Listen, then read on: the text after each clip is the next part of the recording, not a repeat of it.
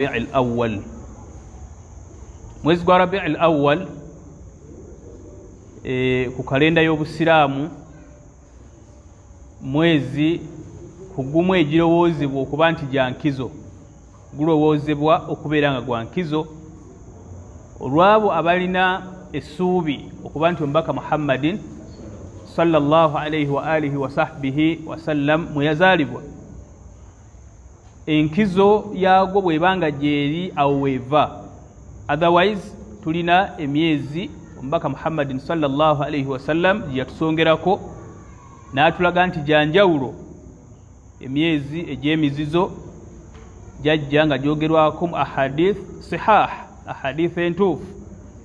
Ne tulaba omwezi gwa Ramadan, omwezi gwa nkizo, ne tulaba omwezi gwa Ramadan, ne tulaba n'omwezi gwa mwezi kyoguli awo omulala Naam. Kati Rabi'ul Awwal wono abamu bamumanyi nti mwezi gwa nkizo ku saidi ey'okuba nti omubaka Muhammadin sallallahu alayhi wasallam asuubirwa okuba nga mwe yazaalibwa. So olunaku lwaleero tufunye okusalawo tusome ku mubaka Muhammadin sallallahu alayhi wasallam, si byafaayo bingi wabula tugenda kusoma ku ibaada y'okumwagala sallallahu alayhi wasallam. Tekirimu kubuusabuusa nti ibaada eyo ffenna tugyegattako. N'abatakkiririza mu bikujjuko bya mawulidi bakkiriza nti okwagala omubaka Muhammadin sallallahu alayhi wasallama ibaada, okumwagala ibaada. Hadithi ntuufu ng'eri mu sahihaini min hadith Abdullah ibn Hisham radiyallahu ta'ala anhu. Sahabi oyo atunyumiza nti balina omubaka Muhammadin sallallahu alayhi wasallam akhidhan biyadi Umar, omubaka sallallahu alayhi wasallam ng'akutte Umar ku mukono. Twalabako lumu nti embeera bwetyo yabangawo wakati w'omubaka sallallahu alayhi wasallama ne basahaba, naye ng'eyina ebigendererwa. Amukutte ku mukono ng'akabonero akalaga okwagalana wakati waabwe. Tosobola kukwata muntu ku mukono okuleka nga mukwano gwo, ate ono abakutte ku mukono mubaamu ekiraga nti mukamaawo si we guli. Kati Umar radiyallahu ta'ala anhu kyava avaamu ekigambo n'agamba nti ya Rasulallah, nkwagala. Umaru yagamba omubaka wa Allah, ya Rasulallah, nkwagala. La anta ahabba ilay, okumanya nkwagala, nkwagala okusinga bwenjagala famire yange, bwenjagala abaana bange, bwenjagala mukyala wange ne bakyala bange, nkwagala n'okusinga obugagga bwe nnyina mu nsi, mu butono bwabwo, mu bungi bwabwo. Mbaka sallallahu alayhi wasallam meseji ya Umar n'agiwuliriza. Bwe yamala okugiwulira yamutegeeza nti Umar, okutuusa ng'onjagadde hatta akuuna ahabba ilayk, okutuusa ng'onjagadde Umar, n'osukkulumya okwagala kwange ku buli kyonna ky'oyagala mu bulamu, abaana, omukyala, emmaali, hatta min nafsik, n'okusinga ku ekyo olina okuba ng'onjagala okusinga bwe weeyagala.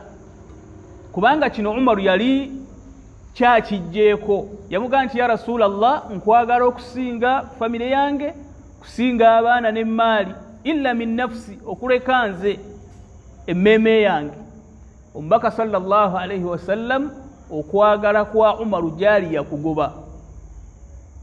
Sallallahu alayhi wasallam n'amugamba nti Umar, okutuusa ng'onjagala okusinga hatta bw'oyagala emmeeme eyo, okusinga gwe bwe weeyagala. Mu kaseera ako Umar yakizuula nti kyayolekedde si kyangu, yali ayina okutereeza enzikiriza ye. N'amugamba nti ya Rasulallah, al-an anta ahabba ilayya min kulli shay'in, mbaka wa Allah, kati gwasinga okwagalwa gyendi okusinga buli kintu kyonna, hatta min nafsi, kebeere emmeme yange. Ekigambo kino baddu ba Allah kigambo kikulu nnyo. Okwagala kuno, okwagala kikolwa kya mutima. Era bwe twali tusoma wano ku a'malil qulub, kadde wange sekutale jeno, bwe twali tusoma a'malil qulub, emirimo egikolebwa emitima, twalaba omulimo oguyitibwa al-mahabba, mahabbata Allahi wa rasulihi wal mu'minin. Omuntu okubanga oyagala Allah, oyagala omubaka we, oyagala abakkiriza abasiraamu, ogwo mulimo gukolebwa ki? Gukolebwa mutima. Kati ekigambo kino okwagala yasubu tahliluhu, kizibu kya kunnyonnyola. Oba kategerekesa baddu ba Allah. N'ekirala nti ekigambo kino okwagala kizibu kukiraba ku muntu, wabula tusobola okukiraba mu bikolwa ne mu bigambo ebitonotono, naye ng'okusinga kisinga kulabikira mu ki? Kisinga kulabikira mu bikolwa. Basahaba bayagala omubaka Muhammadin sallallahu alayhi wasallam. Hadithi ntuufu ya Anas bwe mbaseerabidde, yajja omusajja eri omubaka Muhammadin sallallahu alayhi wasallam, n'amugamba nti ya Rasulallah, mata saa, olunaku lw'enkomerero lwaddi ya Rasulallah? Omubaka sallallahu alayhi wasallam mu riwayati ezimu kigamba nti yasooka n'asiriikirira n'atayanukula, naye oluvannyuma yabuuza nti ani abuuziza ku lunaku lw'enkomerero lwaddi? N'agamba nti ana ya Rasulallah. N'amubuuza nti maadha a'dadta laha, olunaku lw'enkomerero lw'obuze olutegekedde ki? Otegese ki okwanjula mu maaso ge yakutonda Allah? N'agamba nti ya Rasulallah, ma a'dadtu laha bikathiri siyamin wa salah, ekituufu sitegese bingi mu ssala ne mu kusiiba. Ntanda yange si ey'amaanyi ennyo, swalettana alhamdulillah, nzisaala bw'eba layiri nsalayokko, oluusi nengayaalamu ng'omutonde, bw'ebanga sunani rawatib nsaala kyensobodde ya Rasulallah, siri nnyo muntu musaaze, yadde okusiiba sinze musiibye nnyo, illa annani uhibbu Allaha wa rasulah, naye kyennina ya Rasulallah, omulimo gwe nnyinza okwanjula mu maaso ge Allah, nti njagala nnyo Allah n'omubaka we. That statement, njagala Allah naki n'omubaka we. Omubaka sallallahu alayhi wasallam yamugamba nti fa anta ma'a man ahbabta, lunaku lw'enkomerero lwe weeraliikirira ogenda kubeera n'oyo gw'oyagala. Anas atunyumiza ti tewali kyatusanyusa mu busiraamu luvannyuma lwa kubuyingira, luvannyuma lw'omuntu okuba omusiraamu, tewali mawulire gatusanyusanga mawulire gano, okubeera nti omuntu yawmal qiyama agenda kuzuukizibwa, agenda kubeera n'oyo gwe yawangaala mu nsinga gw'ayagala. Oba okategedde sheekh, basahaba ne batandika okulaamiriza, abaaliwo ng'ayogera ekigambo kino, ana uhibbu Allaha, uhibbu Rasulallah, uhibbu Aba Bakri, njagala ne Uthman ne Umaru, bannange mwenna mbaagala, wallahi mwenna mbaagala ku lwa Allah, era nina essuubi nti tujja kuba ffenna yawmal qiyama newankubadde ng'emirimu egyange tegyenkanye ejjamu. Oba okategedde sheekh, gwe okubanga oyagala abalongoofu oli wankiza okubanga Allah tabaraka wa ta'ala akuteeka n'abo abalongoofu b'okola ki? Newankubadde ng'emirimu egyo tegituuka gyabwe. Subhanallah. Waliwo ne sahabi omulala naye aliko ekyafaayo fil qissa in kanat sahiha, Thawban yali abeera n'omubaka Muhammadin sallallahu alayhi wasallam, yali ayagala nnyo omubaka wa Allah, era olumu yakozesa ku bigambo ebirungi nga ayogera ku kwagala kwe Allah n'omubaka we, ayogera ku kwagala ku mbaka wa Allah tabaraka wa ta'ala. Omanye ekintu ekizibu mu kwagala kuno Sheikh Abdallah, ti abantu abasinga situmanyi kwogerera mukwano gwaffe. Ekyo kintu kizibu nnyo mu mukwano, okuba nti tosobola gwogerera. Abantu abasinga tumanyi kwogerera batatwagala, abo bo tuba tuboogerako, eyo ensonga yo tugikola ki? Tusobola ogiyimirizaawo. Waliwo wembaddeko nkubye ekyokulabirako eky'omuddu atambula nga ne mu mmotoka ataddemu akayimba n'ayita ku neighbor we ng'ali mu mmotoka yonna kyeri nkadde kadde mpyapyapya Allah yasinga okumanya, omusanga ataddemu akayimba akateereddemu neighbor we gw'asuubira okuba nti tamwagala. Kayimba ki? Ng'amutegeeza nti naye nze wendi. Mwali mukawuliddeko? N'atumbula n'ayitawo n'atuuka gy'atuuse n'akomawo ng'amutegeeza nti nkola ki? Ate sigenda. Oba okitegeera? Kati n'akozesa amaanyi ago okutuusa meseji ye eri oyo gw'asuubira nti takola ki? Tamwagala, amuyinako obukyayi. Naye ne yeerabira nti alina abaddu ba Allah bangi mu bulamu bamwagala, naye abayisizaako amaaso. Ekitegedde oluganda? Waliwo abakwagala mu bulamu nga tolina kyobawa. Waliwo abakukyawa, kyandiba ekituufu. Naye waliwo abakwagala mu bulamu nga tolina kyobawa, nga toyinza na kubeerawo n'omwogerako nti mwattu omuddu wa Allah yanjagala. Kubanga hadithi ega nti omuntu wakoleranga ekirungi naawe musasulemu ekirungi. Bw'oba tosobodde kumusasula kale mwogereko, muwaaneko, yimirirako mu bantu. Wagamba bannaye musiraamu oyo mukwano gwange. Naye abantu bali mu bulamu bwaffe batwagala naye batwagala ku bwereere. Situna kye tukola ki? N'obayisaako amaaso gwe n'ogatwala kubakola ki? Kubakukyawa, n'obateramu n'obuyimba n'obigula.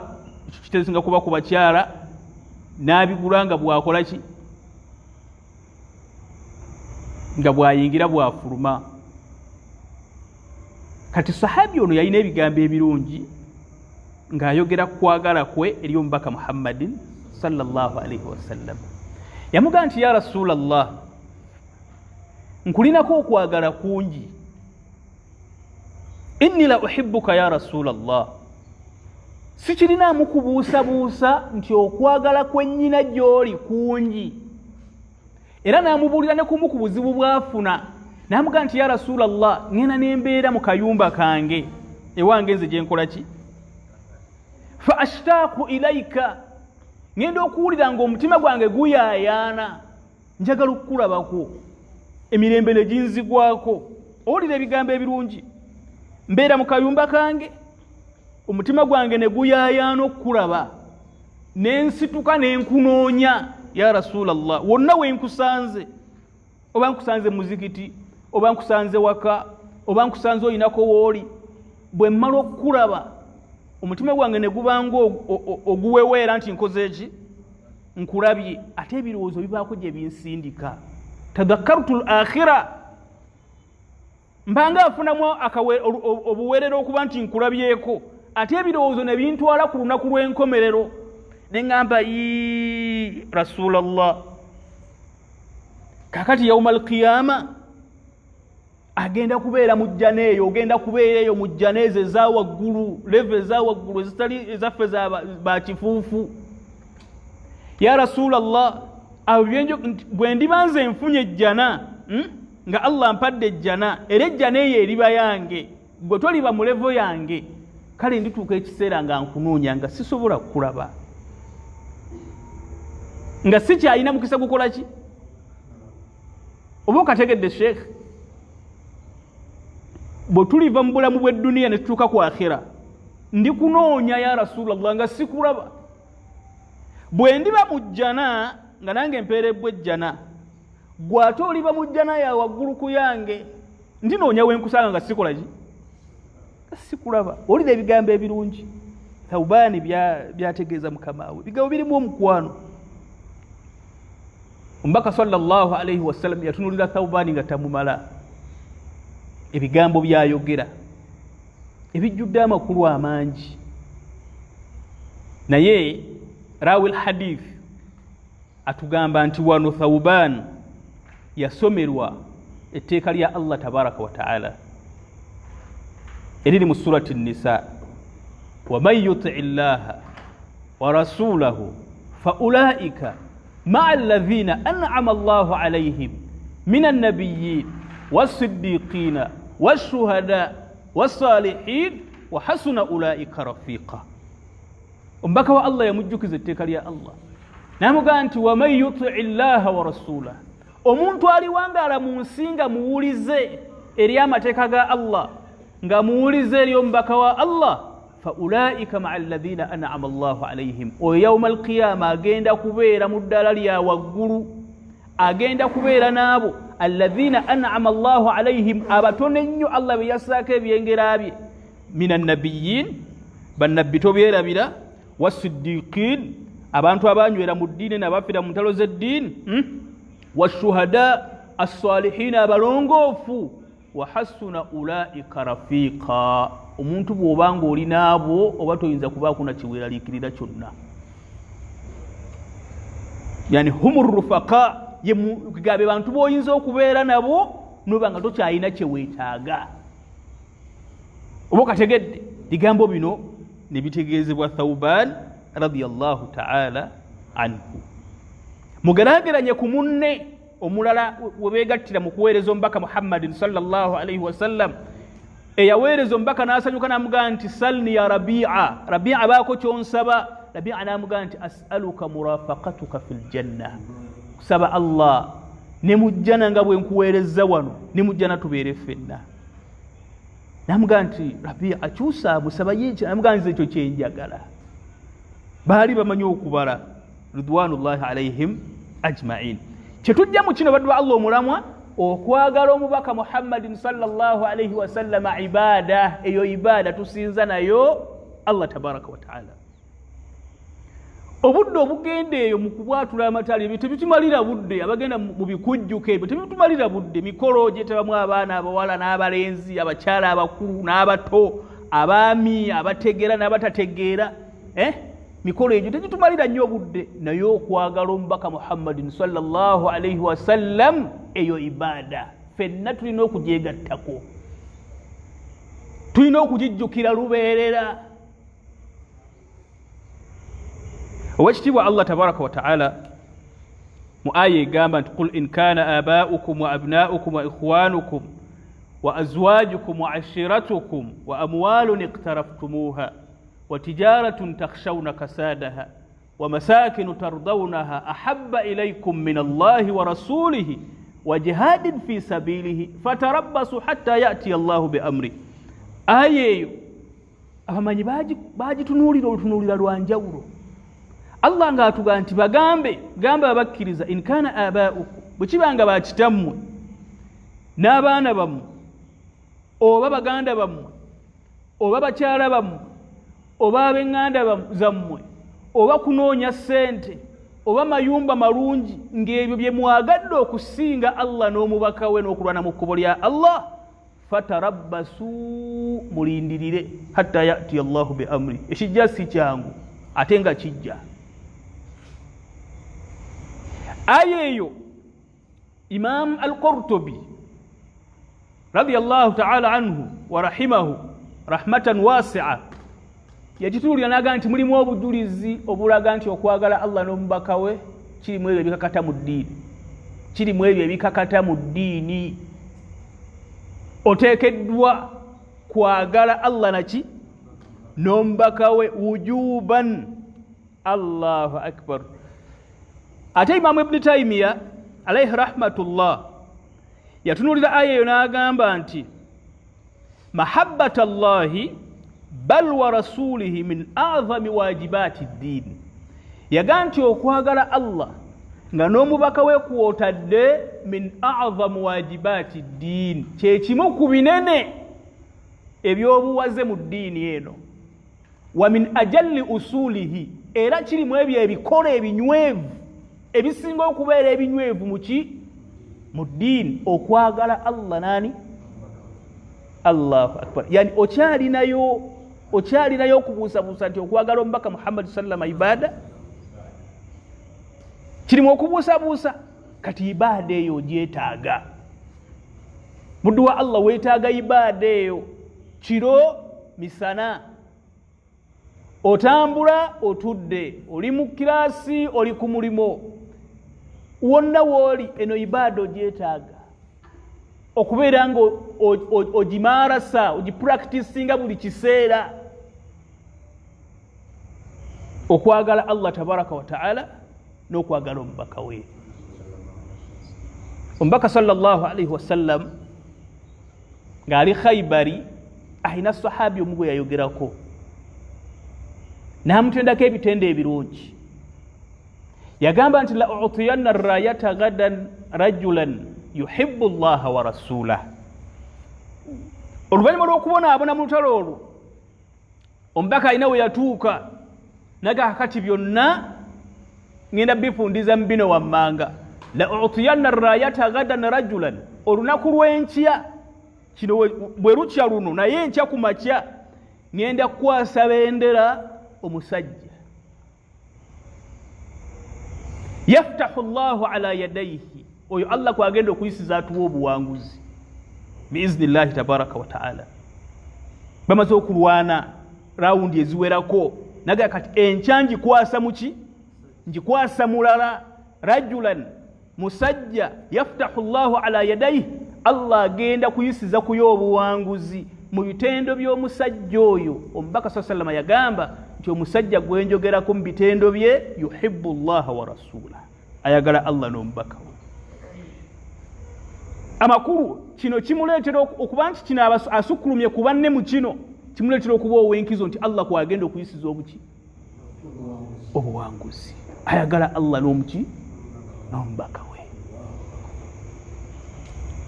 Era bwakera ku makya omubaka sallallahu alaihi wasallam n'abuuza nti aina Ali, Aliyu aliwa radiyallahu ta'ala anhu. Basahaba nga ekiro basuze bakukunadde, muntu ki omubaka gwayogerako gwatenzeeko n'ekitende ekyokwagala Allah n'omubaka we. Buli muntu ng'ayagala okuba ye, buli muntu agamba ndabika yenze, singa omubaka alunda nze. Naye abuuza nti aina Ali ya Rasulallah, musajja mulwadde, yalwadde ensenke era alwadde amaaso. Ali atalaba agenda kutukulembera atya mu lutalo, n'agamba nti mumuleeti. Nibagenda ne bamunonna ne bajjanga enfalaasi zimuwola paka lyatuuka mu maaso g'omubaka Muhammadin sallallahu alaihi wasallama, n'akozesa ku malusu ge ag'omukisa n'awona. Aliyu n'awona, amaaso ne galaba n'okusinga begakoze eki. Amakulu nti Ali yeggwe naye mu byolina ebyenjawulo oyagala Allah naki n'omubaka we. Kakati ffe tuli awo, soga twaziteekamu ebyobufuzi, twaziteekamu ebyobufuzi, naye ng'okwagala omubaka Muhammadin sallallahu alaihi wasallam gwe mulamwa, eyo ibada. Tugibajjukiza mwenna bikulli atyafikum. Buli muntu enjawulo gy'olaba ng'olina ku munno, kimanye nti wetwegattira mu bimu ku bye twegattako kye kino, kuba guno mulimo gwa ddiini gwa buwaze, okwagala Allah tabaraka wa taala n'okwagala omubaka we, ate okwagala kikolwa kya muki, kikolwa kya mutima. Mu bimu ku biraga okwagala omubaka Muhammadin sallallahu alaihi wasallam, mu bimu ku biraga nti oli mubaddu abaagala omubaka Muhammadin sallallahu alaihi wasallam, al-iktharu min dhikrihi, okuyitiriza okumwogerako sallallahu alaihi wasallam. Kabonero akalaga okwagala ko gyali. Era wekitibwa Allah mu surati al-Ahzab yagamba nti inna Allaha wa malaikatahu yusalluna ala ya ayyuha alladhina amanu sallu alayhi wa sallimu taslima. Abanga bakkiriza musaalire nabbi wammwe olusaliro olukoze eki, olw'olubeerero olugenze ewala ng'akabonero akalaga okwagala kwammwe gyali sallallahu alayhi wasallam.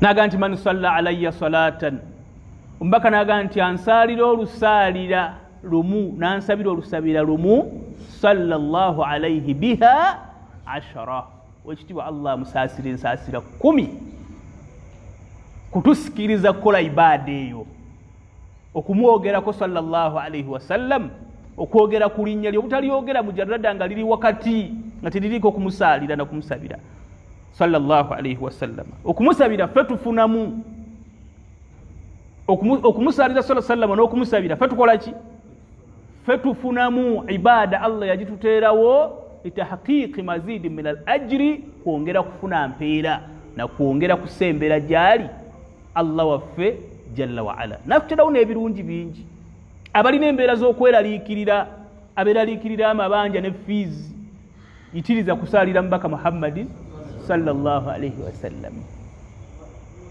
awekitibwa Allah ayisiza okwakutaasa ebiweeraliikirira ekyokubiri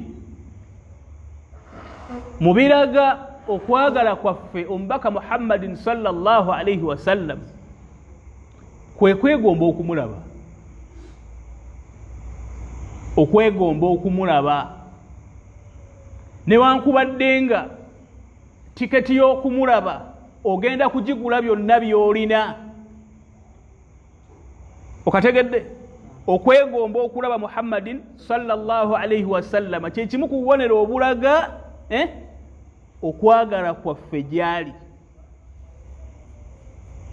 era wano aljamaati almubtadia abagamba nti Allah situgenda okumulaba yauma alqiyama kikiraga obulimba kubanga ffe tuwangadde mu nsi nga tusinza Allah waffe nga tumusinza n'okwagala omuntu yenna ayina gwayagala kyasinga okwegomba kwe kulaba kugwakola ki kugwayagala tetusobola kubanga tugenda kutuuka yauma alqiyama essaawa etuuke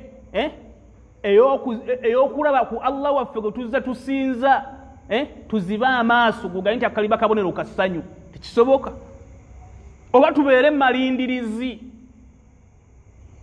okiraba oluganda nti tumulinde okumulaba naye situlimulaba wujuhu yaumaidhin nadhira ila rabbiha nadhira okitegera oluganda nedda Allah waffe omubaka sallallahu alayhi wasallam yatuuka akasa nti gwe musinza n'okwagala mulimulaba era yeriba entikko y'essanyu ly'omukkiriza yenna kulaba ku Allah we tabaraka wa ta'ala nga amaze okuyingira ejjana liriba ssanyu naye essanyu terigenda kujjula nga tannaba kulaba kwani ku Allah we gwazza asinza kati naawe mbirago okwagala ku mbaka Muhammadin sallallahu alayhi wasallam kwe kwegomba omulabe kwe kwegomba kwo omulabe mu hadithi ntuufu yaga nti inna min ashaddi ummati hubban fay omubaka sallallahu alayhi wasallam yaga nti asinga abantu b'ekibiina kyange okunjagala rajulun tamanna an yarani bimalihi wa ahli ye musajja oba omukyala eyeegomba singa ndabako bimalihi ng'awaddeyo buli kaalina wa ahlihi abaana n'abakyala byonna n'abiwaayo naga nti nze ndabeko buki alo sheekhu omu namubanyumiza tukubira ekyokulabirako kigeze nti omubaka balangiridde nti ali ku City Square naye kuŋŋaanya emaali gy'olina mu maduuka n'esigadde eka n'ekyapa kyokola eki ojje nakyo ye tiketi ekuyingiza okulaba ani naye ogenda kumulabako bulabi ogenda kumulabako buki bulabi teri kutuulako naye teri kumukwatako mu ngalo teri kunyumya naye kumulabako buki kati gwe ne weegomba okuwaayo byonna by'olina ofuna ekyo kati ate singa bagge nti ogenda kutuulako naye osaaleko esswala oba esswala 2 mu swala za farud akusaazeeko sallallahu alayhi wasallam oba akuwe ku giraasi y'amazzi sallallahu alayhi wasallam oba akugweko mu kifuba ekyo kyenkana ki bwebanga tiketi y'okumulabako obulabi ogiguze bino byonna oba okategeera muddu wa Allah kati okwegomba okumulaba omubaka Muhammadin sallallahu alayhi wasallam kabonero mu bubonero obulaga okwagala kwaffe jali omubaka Muhammadin sallallahu alayhi wasallam. Annabiyyu awla bil mu'minina min anfusihim. Wekitiibwa Allah yatutegeeza nti mukama waffe Muhammadin yowenkizo eriffe min anfusina okusinga byonna bye tulina n'emyoyo gyaffe n'emmeeme zaffe, yewenkizo gwe tulina okukulembeza mu buli kimu. Ako obwo bubonero mu bubonero obulaga okumwagala sallallahu alayhi wa alihi wa sahbihi wa sallam.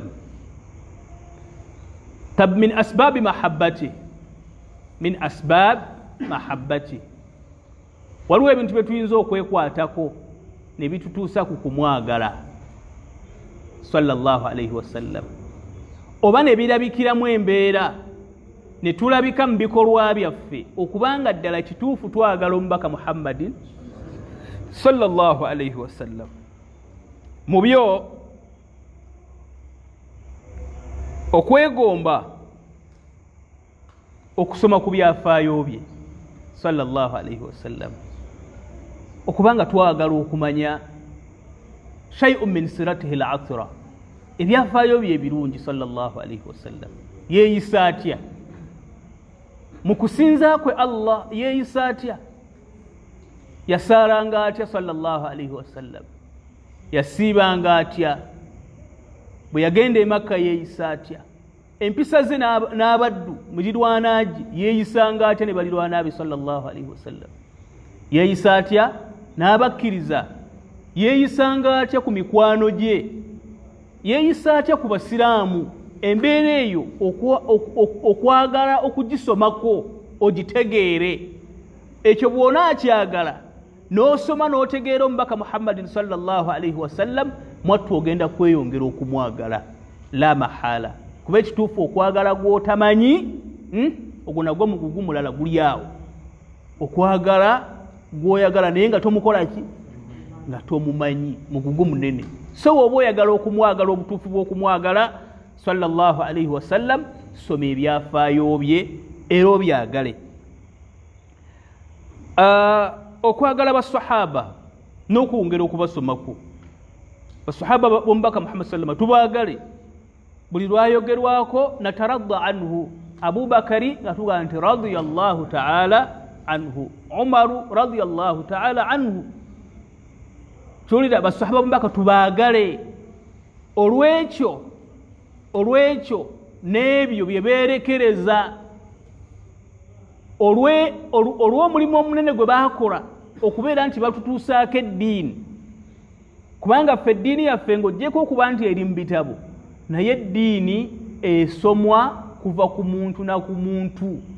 Eddiini yaffe tejjulukukira mu bitabo. Ebitabo bino bye mulaba litawfiik, bya documentation, naye okusoma ahadisi z'omubaka Muhammadin, okusoma Qur'an ey'ekitiibwa, ebyo byonna basahaba basomesa abajja oluvannyuma lwabwe, n'abaaliwo ne basomesa abaaliwo, n'abaaliwo ne basomesa abaddawo, okutuusa naffe byakola ki.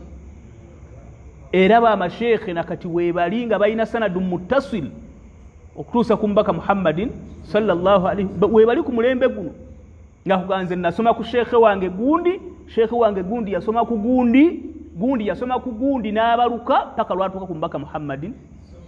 Ate n'omwana tusi bangi tebawera 25, 20 tebawera, babeerawo 23, ekinene nnyo 27, ekinene nnyo. Ima okuga nti nasoma ku gundi ne gundi nasoma ku gundi, sanadu muttasil. Kati basahaba bakola omulimu munene okubeera nti bategeera eddiini ate ne bagituusa be bagituusaako naffe tusobole ogikola ki. Kati tubaagale, tubasomeko, tutye Allah kubo. Kitegeera abooluganda, ebyo nno bigenda kutwongera okwagala omubaka Muhammadin sallallahu alayhi wa alihi wa sahbihi wa sallam. Omubaka sallallahu alayhi wa sallam aweebwa ekitiibwa, aweebwa ekitiibwa. Ekitiibwa kye twogerako owekitiibwa Allah tabaraka wa ta'ala yakisenyaako mu Qur'an, amakulu yakyogerako mu Qur'an. Kirabikira mu mbeera nga obutasitula ddoboozi lyo waali sallallahu alayhi wasallam, okubanga waali n'oyogera n'ositula eddoboozi lyo ne lisukka ku ddoboozi lye sallallahu alayhi wasallam, kaalabikira mu mbeera eraga nti tomuwadde kitiibwa sallallahu alayhi wasallam. Ya ayuha alladhina amanu la tarfa'u aswatakum fawqa sawti an-nabiy. Allah yabategeeza aga nti abanga abakkiriza temusitula amaloboozi gammwe ne gasukka eddoboozi ly'omubaka Muhammadin sallallahu alayhi wasallam. Mulabise nga abatamuwadde kitiibwa, ate bwe mutamuwa kitiibwa, an tahbata a'malukum, emirimu gyammwe gituusa okusazibwamu. Bantu ba Allah kukategerekese. Wekitiibwa Allah n'agamba nti litu'minu billahi wa rasulih inna arsalnaka shahidan wa mubashiran wa nadhiran litu'minu billahi wa rasulihi wa tu'azziruhu wa tuwaqqiruhu wa tusabbihuhu bukratan wa asila. Yatusindikira Allah omubaka Muhammadin sallallahu alayhi wasallam mubashiran, musanyusa, tusanyusa nejjana, nadhira, tutiisa omuki, litu'minu billah, mukkirize Allah wammwe, ekyokubiri muwe nabbi wammwe ekitiibwa, muwe nabbi wammwe sallallahu alayhi wasallam ekitiibwa. Ekyo nno kyamuweebwa ekyobutasitula amaloboozi gaffe hayyan wa mayitan, nga mulamu n'oluvannyuma lw'okufa sallallahu alayhi wasallam yakisigaza. Ne kirabikira mu mbeera y'okubeera nti tasdiquhu fima akhbar, okumuwa ekitiibwa mu kumukakasa ku ebyo byayogera sallallahu alayhi wasallam. Nti bw'owulira hadithi okuva ku mubaka Muhammadin sallallahu alayhi wasallam, tolina kusalawo kulala illa tasdiqa, okuleka okumukola ki? Okumukakasa fima yuballighu, ku byatuusa okuva eri Allah we tabaraka wa ta'ala. Yatugamba Allah nti wannajmi idha hawa ma dalla sahibukum wa ma gawa. Allah yategeeza abaaliwo mu kaseera ako, naffe nga atutegeeza nti amawulire ge mufunye mmwe ge mulabanga ageewuunyisa tannaba kuwubwa. In huwa illa wahyun yuha, buli kyonna kimulaba buba buki? Bubeera bubaka. Mulimu ku bigenda okutuwa okwagala omubaka Muhammadin sallallahu alayhi wasallam kwe kumugoberera n'okugoberera obuluŋŋamu bwe sallallahu alayhi wasallam ku buli nsonga. Ekyo nno baddu ba Allah kirabikira mu bintu bingi. Omubaka Muhammadin sallallahu alayhi wasallama ayina sunan, ayina enkola ye gye yakolangamu ebintu ebyenjawulo, okugeza bw'aba ayingira kaabuyonjo sallallahu alayhi wasallam ayingiza asosa mukono gwaki? Gwa kkono. Bw'aba afuluma n'akulembeza ki? Ate bw'aba ayingira awaka ne masjid asoosa jjo. Ezo sunan, ezo byali mu mbeera ze sallallahu alayhi wasallam. Kati naffe bwe tuba nga tukola ebikolwa ebyo tukimuggyeko ekyo sallallahu alayhi wasallam. Okuliisa ddyo nga tuli emmere, okuliisa engalo, baddu ba Allah zonna sunna kuva ku mubaka Muhammadin sallallahu alayhi wasallam thabitatun, zanywera. Ate ng'oggyeko amalala mwattu sinzibu, naye abaddu shaitan eyina engeri gyetutuulirira ku mirimu egirimu empeera. Kuba kati omuddu bw'ona amugamba kati nga seekoono n'omugamba nti kuza ekirevu kibenga ekyomuwalimu ono, yakugamba nti bakyali bange bagenda kundaba kati kiraba, agenda kukaluubirizibwa ibbaada y'ekirevu kiraba, tagenda kwerabawo mu bakyali be. Naye sunna eri awo, teyeetaaga nnyoka weefube mungi. Okiraba oluganda? Teyeetaaga nnyoka weefube mungi. Liisa ddyo yaakhi, bakyali bo bakulabe ng'oli mu woteeri, bakulabe ng'oli mu woteeri nga ggwe egiraasi ya juice togikwasa kkono, okiraba nga bw'omala okulya n'eddyo era omukono oguli emmere era bwe gukwata naki bwe gukwata n'eccupa ekiba kikulabyeko bakyaliibo okiraba obaganye nti mmwe mulyanga bwe mwagala naye nze nnyina gwe nsomako mu kulya jagenda okulaba mwattu ng'embeera ekoze eki embeera ekyuse okiraba enviiri tolina kyosalwa bw'osala akaviiri sheekhe nga kalungi naye nga konna kenkanankana nga tekaliimu kigooli okiraba seeka tolina kyosalwa sunna eryawo naha rasulullahi sallallahu alaihi wasallam anil qaza yagamba basahaba be nti musale enviiri zenkanenkane ebigoli mbireke ekiraba oluganda era ojja kubeera wakabi nnyo mubakyaliibo ng'akaviiriko sheekhe keeko tekalinga nsonga yonna okiraba oluganda kati ezo sunna z'omubaka muhammad wenziryawo lwaki ogenda mu saaluuni n'ogamba wa saaluuni akusale ebyawukana n'enjigiriza y'omubaka muhammad lwaki omuwe limadha tatajarra kikwetaagisa ki n'oteekamu ne ssente abamu mugenda ne ku intaneti ne mubujjako nomugamba nsala kalinga kennalabye akatupaaka kalina engeri kalimu olwatika baluyita lwatika okiraba bamuyitaani omulala asala enviiri ezirimu ebyo aka haji diyoofu naye yabisalanga nali ntera okumulaba ku ttivi sala ng'aka ronaldo seramu n'asala enviiri wakati n'alekawo ng'alinga enkoko empanga la hawla wala quwwata illa billah naye ng'obulungamu okuva ku mukama we muhammadin sallallahu alaihi wasallam engeri gy'alina okusalamu enviiri weebuli okiraba tolina kyosalwa bw'osala akaviiri ng'omubaka bw'akola ki ng'omubaka bw'akaagala kiraba oluganda kakati baddu ba allah nga twagala okwagala kwaffe eri omubaka muhammadin sallallahu alaihi wasallam kukulaakulane tulina okuyita mu buufu bwe sallallahu alaihi wa alihi wa sahbihi wasallam yatugamba allah ti wama ataakum rasulu fakhudhuhu omubaka kyabagambye mukitwale mukikolereko wama nahakum anhu fantahu nekyabaganye mukole ki mukireke fakad kana lakum fi rasulillahi uswatun hasana mulina ekyokulabirako ekirungi nga mmwe abasiraamu okuva ku mukama wammwe muhammadin sallallahu alaihi wasallam liman kana yarju llaha walyawma alakhira wa dhakara allaha kathira baddu ba allah bakkiriza points ezo nkulu attahakum ila sunani buli lwe mubanga n'ekibakayanyiza mu mbeera yonna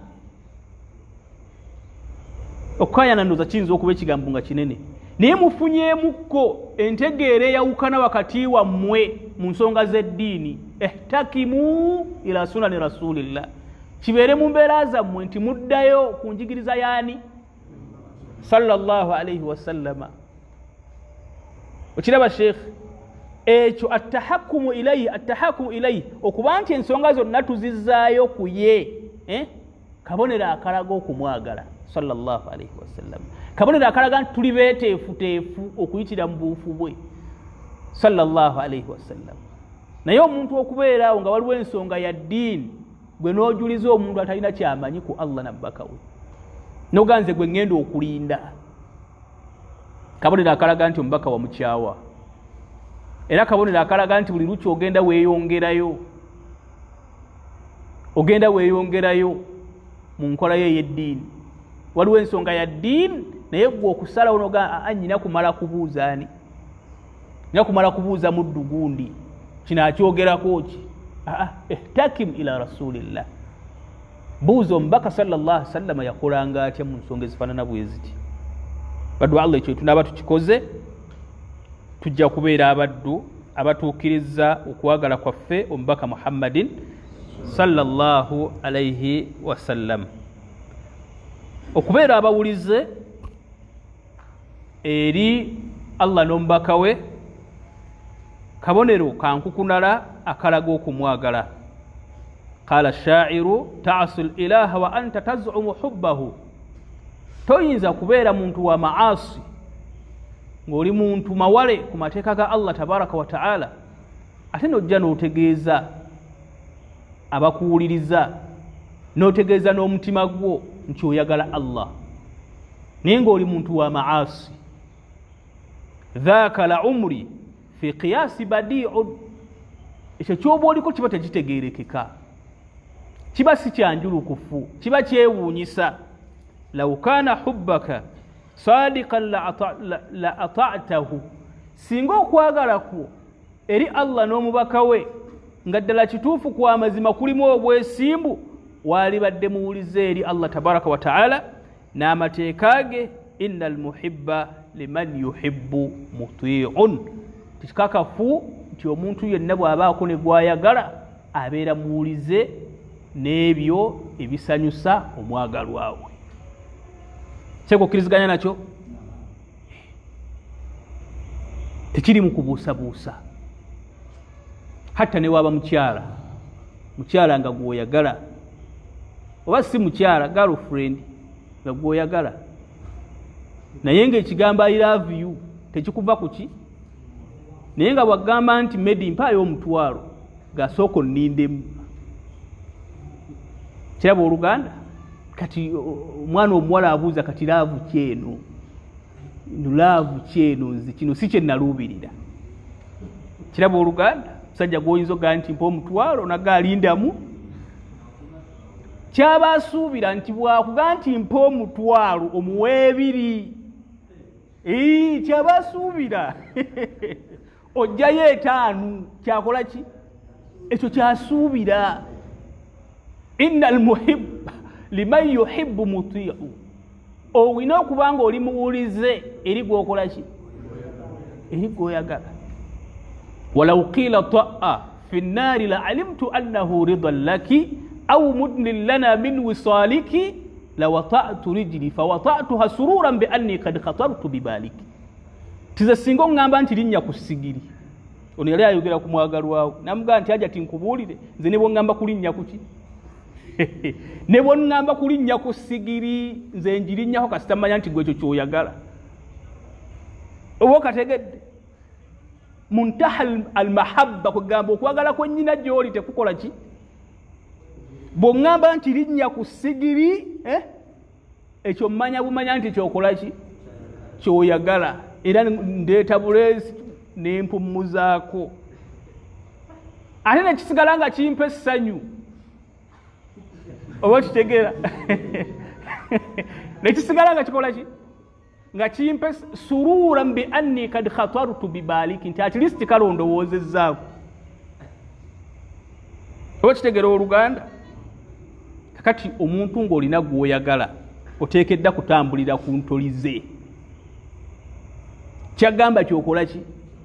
Kyokola. Era bw'oba toli mwetegefu ebyokwagala biveeko, ebyalaavu bive mu musiramu, ogenda kubonaabonera bwere. Badu Allah muri oganza okuba si malungi, naye tubadde kwagala mubaka Muhammadin sallallahu alayhi wa sallama, era nga twongera okukinyweza nti ibaada nkulu mu ibaada ezikolebwa mu ddiini, okwagala Allah n'omuki n'omubaka we.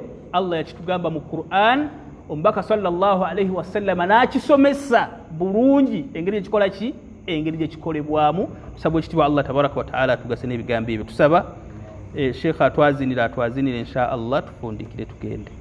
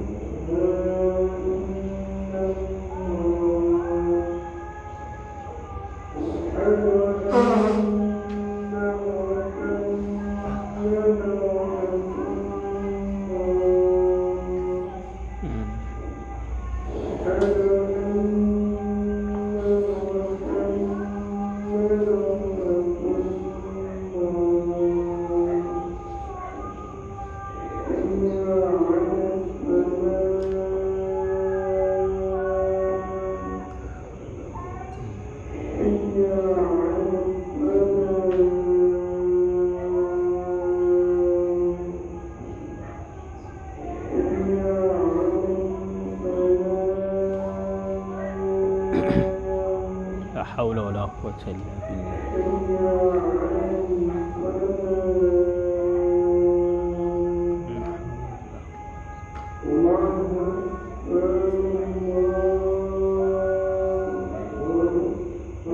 الله الله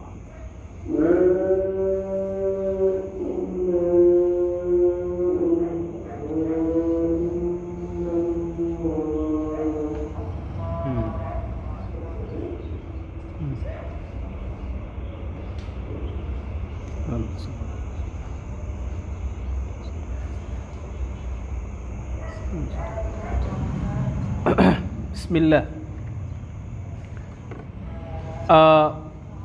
baddu ba Allah, ekigambo ekyo kikulu nnyo ekyokubeera nti twagala Allah tabaraka wa taala n'omubaka we. Mu bimu ku bigenda okukola amawulire ku lunaku lw'enkomerero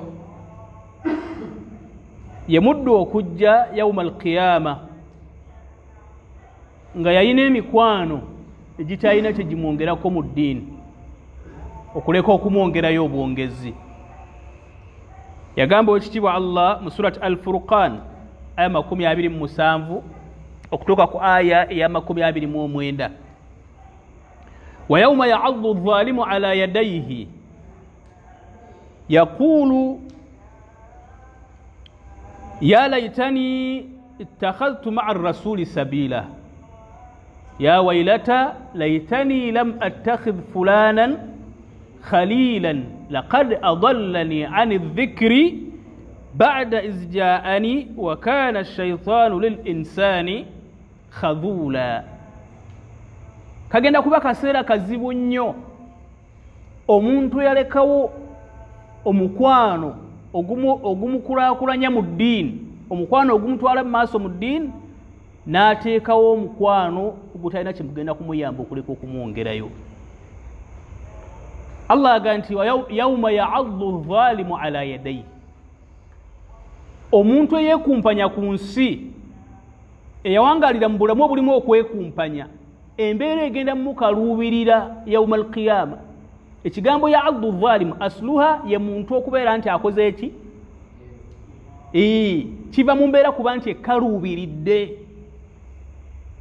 Aga nti ya laytani, nga zinsanze,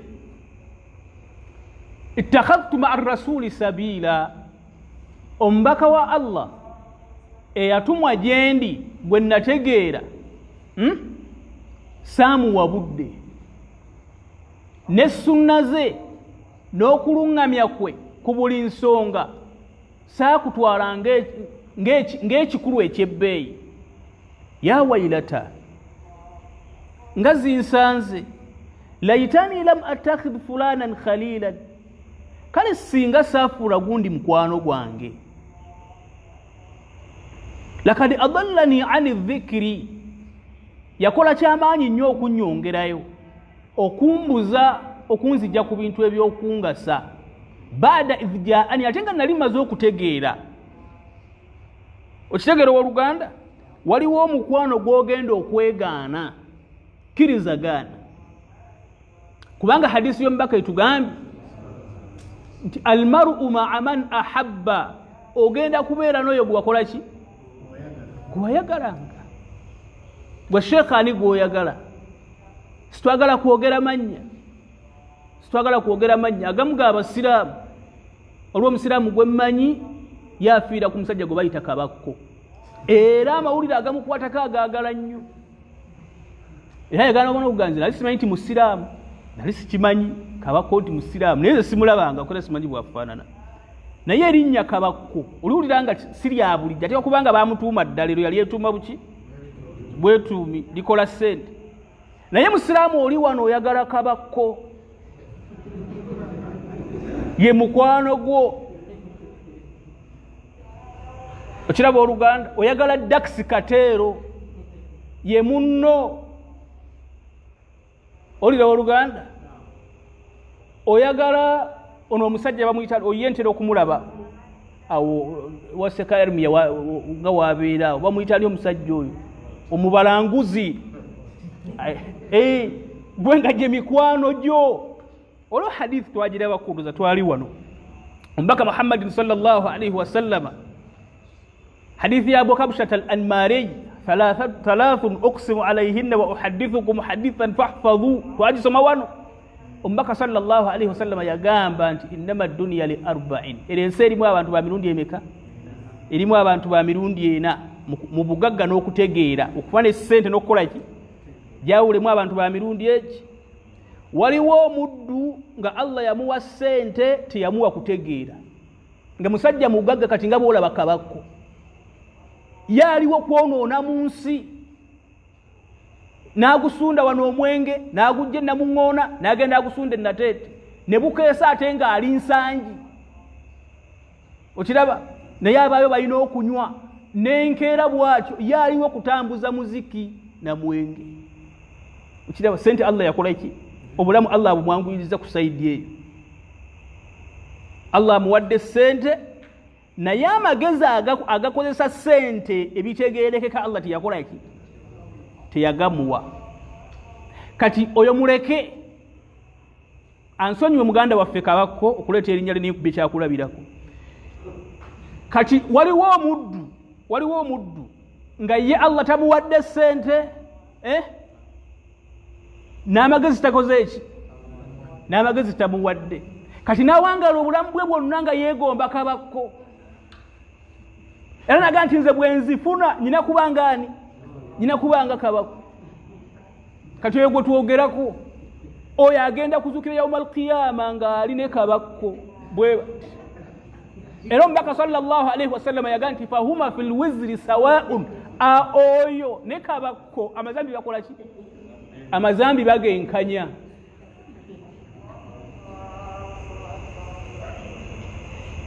okitegedde muddu wa Allah ono Allah yamuwa sente ajoga ebitonde bya Allah gwe tolina sente n'amagezi tokola ki tolina kati owangadde obulamu bwo bwonna nga gwe okola ki gwe weegomba gwe gwoyagala oyo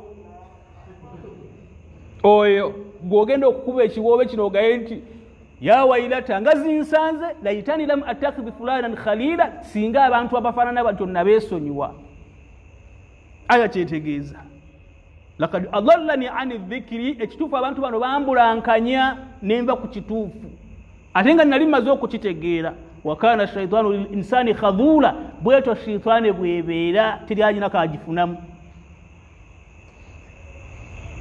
buli lwoba n'essuubi mu bintu bya shaitani okomekkereza wejjusa aya kyetegeeza wakana shaitanu khadhula toyinza kubaako kwogifunako okiraba oluganda kati baddu ba Allah ekintu kino okuba nti obeera accurate obeera daqiiqun okubeera nti obeera mwegendereza mu byoyagala ne byokyawa boyagala ne bosembeza abakusanyusa ebintu ebyo eddiini ebinamu omukono okwagala omubaka wa Allah n'okwagala okulungamya kwe okwagala sunna baddu ba Allah bwe bumu ku bibonero obulago okwagala kwaffe omubaka wa Allah era bimu ku bitusitula amadaala mu maaso g'ekitiibwa Allah tabaraka wa ta'ala n'ebigambo ebyo bw'aba nga waliwo alina kyabuuza inshallah mu bye tusomye asobola okukibuuza bw'aba tewali inshallah tusaale tujjulukuke mu kifo kino sabu ekitiibwa Allah tabaraka wa ta'ala lubeerera atuyigiriza ebitugasa ate atugase n'ebyo byatuyigiriza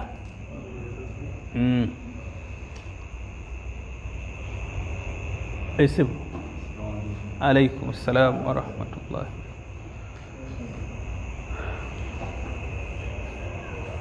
Sisura kubala kwagala nayenga sinza kubanga njagala nayenga nzitoweriddwa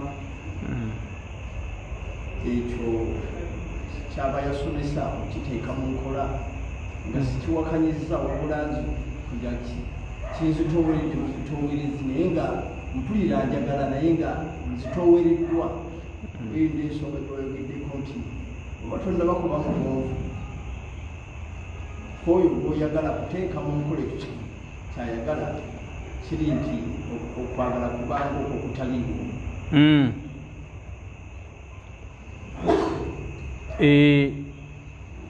Okuzitowererwa kwawulwamu emirundi ng'ebiri, kkiriza tukwawulemu. Oyinza okuzitowererwa ku mulimo ng'olina chance, olina furusa litadarukiha, ng'olina omukisa okubeera nti oddamu n'ogunoonya. Okitegedde oluganda? Waliwo omulimo ng'olina chance okuddamu ogukolaki, ogunoonya. Osobola okubeera wano olwaleero ng'omaze omwezi tosaalako kiro, tosituukako kiro, weebaka ogwawo ozuuka fajiri, tahajjudi tewakola ki, tewali. Ogayadde ng'omutonde, ofunyemukko embeera y'obugayaavu.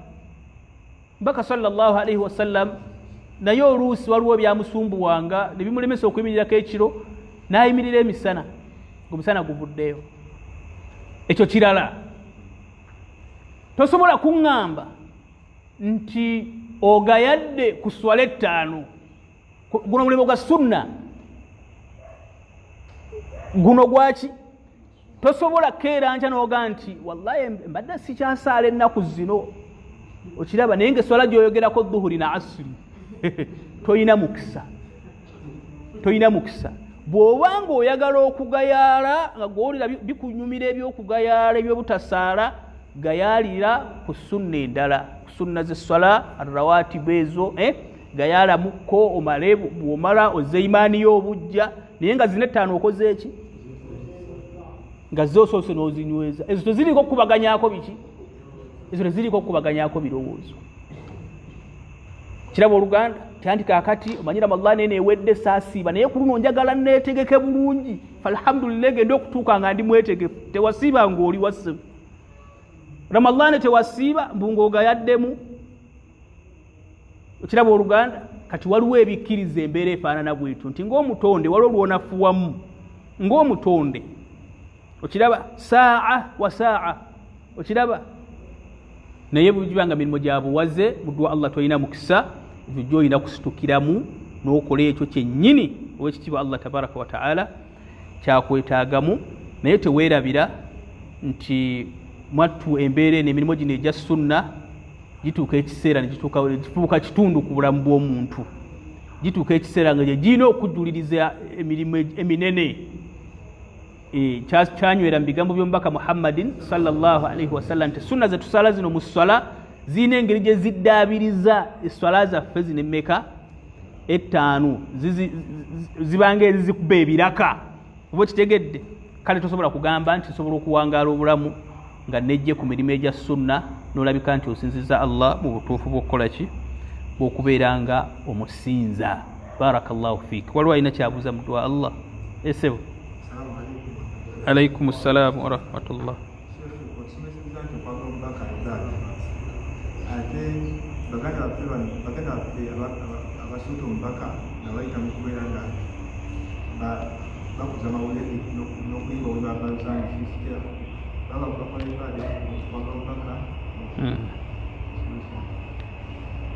Baganda bammwe abo boyise baganda bammwe falhamdulillah sitwagala nnyo kuboogerako, naye nga bwe kibanga ddala kituufu nga kye bakola kwogera ku mbaka Muhammadin sallallahu alaihi wasallama fa fi dhikrihi sawabun, okwogera ku mbaka kirimu empeera era ke kamu kubonera obulaga okumwagala sallallahu alaihi wa alihi wa sahbihi wasallam. Almadaihu kigambibwa nti yayogerwako amadaihi nga waali sallallahu alaihi wasallam, era ne mu bitabo bya sunna amadaihi agamwogerwako mwegali. Bigambo kasita bibeera nga bigambo birungi nga tebiriimu guluwu kusukkakomu, fahadha min jumlati aljaiza, bibeeramu ebyo ebikkirizibwa. Naye abamu we balina obuzibu kwe kuleeta omwezi guno ogwa Rabiul Awwali n'olunaku baga nti luno mbaka luyakola ki, fe kyabamanyi tebakikkiriziganyako. Wallahu ta'ala a'la wa a'lam. Esebo ekitiibwa Allah tabaraka wa ta'ala tufuula abaddu abawuliriza ebigambo ne batwalamu ebisinga okubeera ebirungi. Tumusaba Allah waffe jalla wa ala atulongoose empisa, atuwe empisa ezisinga okubeera ennungi. Tumusaba ekitiibwa Allah atuwangaaze nga tuli basiraamu, tutwale Allah nga tuli bakkiriza, atugabirire Allah mu mbeera gye tusuubira ne tutasuubira, atukuumire byatuwadde Allah, abiyinjiwaze ate atuteeremu n'omukisa. Tumusaba Allah ow'ekitiibwa atusaasire, asaasire ne baganda baffe, mikwano gyaffe, bakitaffe, bannyaffe, bannyinaffe abatukulembedde mu lugendo lwa akhira. Tumusaba ekitiibwa Allah tabaraka wa taala ateeke ebitangala mu kabuli zaabwe, bwe baasobya abeerenga abawe ebisonyiwa Allah, ne bwe baalongoosa abeerenga abongera obulungi. Wa sallallahu ala sayidina Muhammadin wa ala alihi wa sahbihi wa sallam. Walhamdulillahi rabbil alamin. Salamullahi alaikum wa rahmatuhu wa barakatuh.